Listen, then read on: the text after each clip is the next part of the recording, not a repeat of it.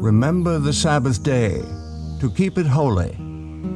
6 days shalt thou labor and do all thy work, but the seventh day is the Sabbath. For people wanting to obey the Bible commandments, the question is, which is day one?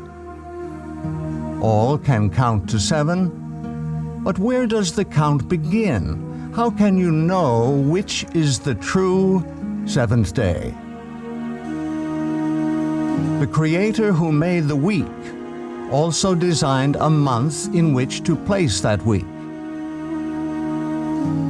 The calendar of creation begins with New Moon Day, followed by 4 complete weeks. Each week contains 6 work days and a 7th-day Sabbath rest.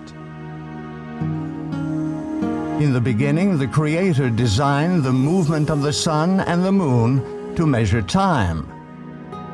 Let there be lights in the firmament of the heaven to divide the day from the night, and let them be for signs, and for seasons, religious gatherings, and for days and years. 2 great lights were set in the firmament of the heaven to rule over the day and over the night. Time can be measured only by movement. The movement of the sun measures a day. In 365 1/4 days, the sun and the earth return to the same relative position. This is 1 solar year. The moon's 29.5-day rotation measures a lunation, which is the basis of the month. 12 1/3 lunations are the same length as a solar year. There are 3 basic calendar formats using the movements of the sun and the moon. 1 solar, 2 lunar, 3 lunisolar. Number 1. Solar, the measurement of the movement of Earth and Sun. Solar calendars use the sun for measuring the length of the year only. Months of arbitrary length have no link to nature. On the Gregorian solar calendar, weeks cycle continuously. Even leap day, every 4 years, does not disrupt the continuous weekly cycle. Lunar, the measurement of the moon's rotation. Lunar calendars are based strictly on the cycles of the moon.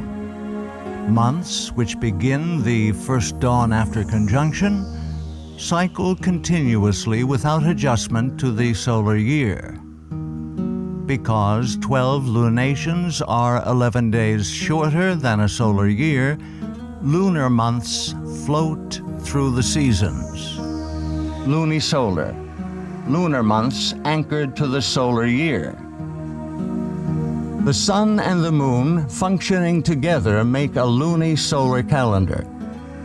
Lunations are adjusted to the longer solar year by adding a 13th month 7 times in 19 years. The weekly cycle restarts with every new moon. Each lunation has 4 complete weeks. The calendar established at creation is lunisolar. It is the most accurate and precise of all timekeeping systems. In Scripture, each lunation starts with the celebration of a special day of worship, New Moon Day. New Moon Day starts with the first dawn after the astronomical new moon, also known as the conjunction. 6 work days follow, and then a 7th-day Sabbath on the 8th of the month. 3 more weeks follow, ending on the 29th. Through measurement and calculation in the days leading up to the 29th, the time of conjunction is revealed so one can determine if the month has 29 or 30 days. No month ever has more than 30 days. The true lunisolar calendar is very user-friendly.